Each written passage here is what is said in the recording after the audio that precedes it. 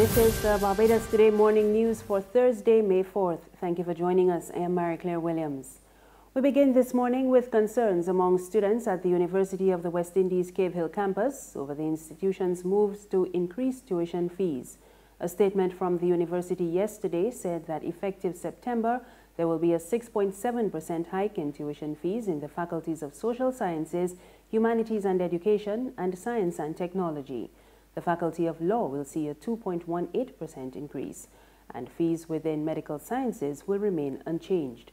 Some students told Barbados Today they are already finding it hard to cope with the current fees, while others appear to be taking the increase in stride.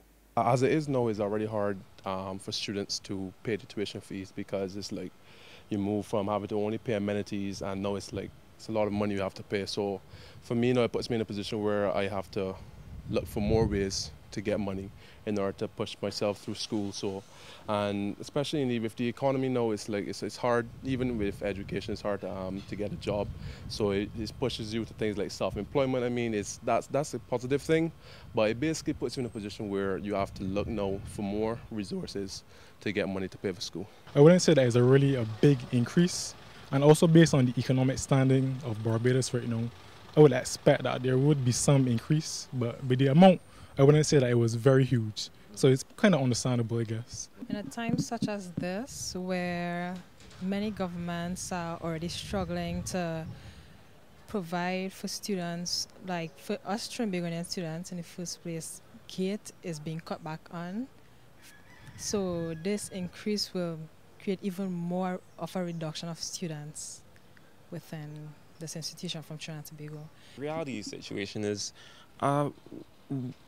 we're getting a whole bachelor's degree for a fraction of the cost of what I have to pay at any other university, and this is an accredited university. So I mean, the fact that we're paying just slightly more than was already 10 cents on the dollar is not that big a deal.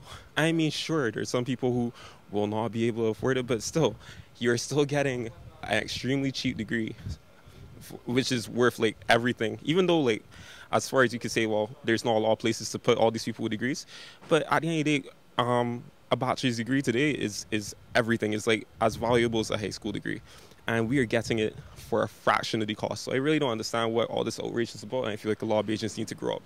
Meanwhile, Shadow Minister of Education Edmund Hinkson is blaming government for the increase. He's told Barbados Today that if government had kept its promise to repay its nearly $200 million debt to the university, there would be no need for the hike in tuition fees. So if a government of the Caribbean owes you $200 million consistently at any given time over the last few years, it puts you under pressure. Okay. So I suppose that's one of the reasons why the university has now sent up tuition fees. Okay. If the government had been paying its allocation, again, is all government certainly previous to this Democratic Party administration have been doing faithfully, we would not be in as dire a situation as it is. In other news this morning, there is a call for government to meet its financial obligation to private sector sugarcane farmers for the 2017 season. Director of Barbados Farms Limited, Edward Clark, says government, through the Barbados Agricultural Development and Marketing Corporation, has only been able to meet just over half of the amount promised to farmers. The farmers had expected to get $80 a ton. They've gotten $45 a ton. So we are still awaiting the other $35 a ton. We got it for the first couple of weeks that I had stopped because I believe the AMC and the government agricultural side was out of the funding. It is a continual problem that the industry needs to be funded if we are going to stay in the industry as a country. We need to have a proper plan of funding the industry going forward. I know the government has been working on it, but there is still grave uncertainty. If you can't get paid on a timely basis, farming is not like selling shirts and pants in town. You know, if you can't fertilize the crops on a timely basis, you have a problem. Clark added that the entity is having one of its highest levels of production this year, mainly due to an increase in rainfall last year, as well as some incentives over the past 2 years. Barbados farms expect to increase sugar output by about 60% this year compared to last year. But he says farmers could have trouble maintaining growth in the industry without the necessary funding. It is no good having increased production and then you can't get funding to fertilize your crops to increase next year's production. So the plan in the industry, not just Barbados farms, but generally speaking in the private farmers industry, was to try and increase your level of production utilizing the resources that government had agreed to provide as an incentive for increasing the growth of new cane planting. And the problem is that the payments have not materialized in a timely fashion once again, and we continue to wait for these. One of the most influential players in the international travel market has entered the debate on the decriminalization of marijuana. Founder of the Virgin Group, Sir Richard Branson, is supporting calls for the use of small amounts of the herb to be allowed. He was speaking at the Business is an Adventure Leadership Conference yesterday. Sir Richard said the global fight against drug use has been an abject failure for the last 60 years, and he wants authorities to consider treating the issue as a health matter and not a legal one. It's absolutely clear that all the research we've done shows that if you treat people who have a drug problem as a health issue, not a criminal issue, you're much more likely to be able to address it and help them get over that problem and become useful members of society.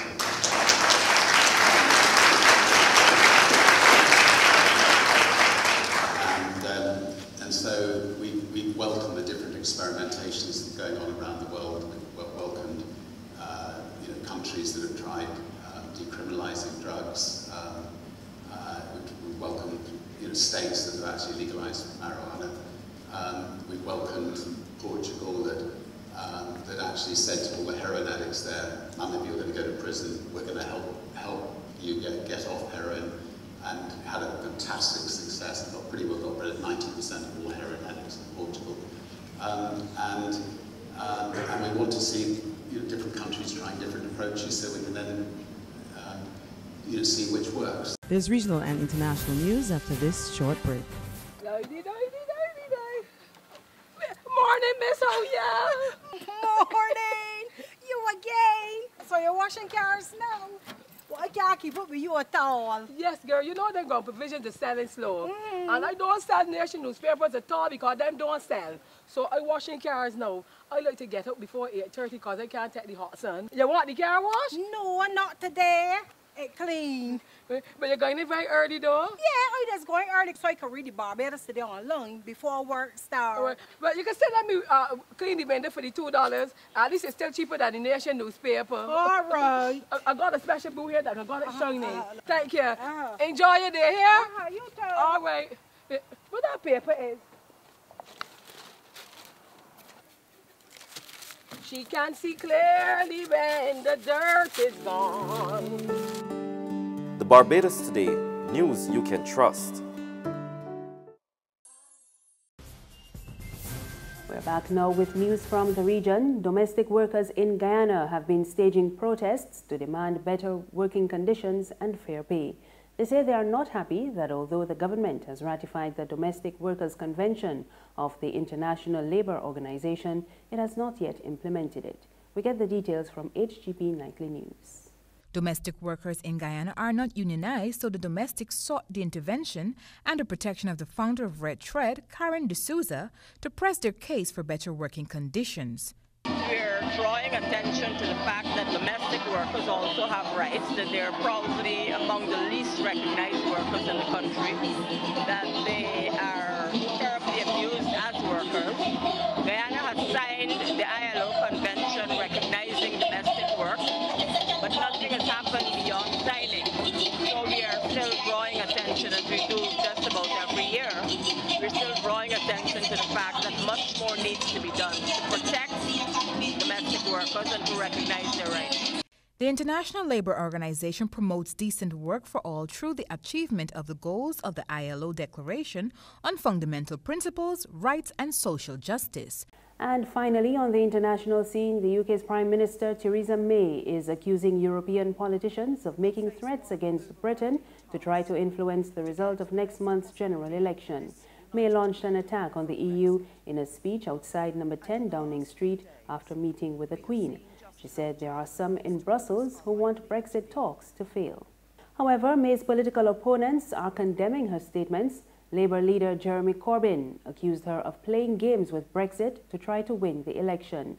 And the Scottish First Minister Nicola Sturgeon says it was irresponsible of her to poison the atmosphere within the EU. That's news this morning. Remember, you can get more on our website, www.barbadostoday.bb. You can also subscribe to our e-paper, email updates, and like us on Facebook. We're on Izumi Media in bus terminals and Screenplay at supermarkets and gas stations near you. And you can also tune into Mix 96.9 FM for more news. I am Marie Claire Williams. Have a good morning.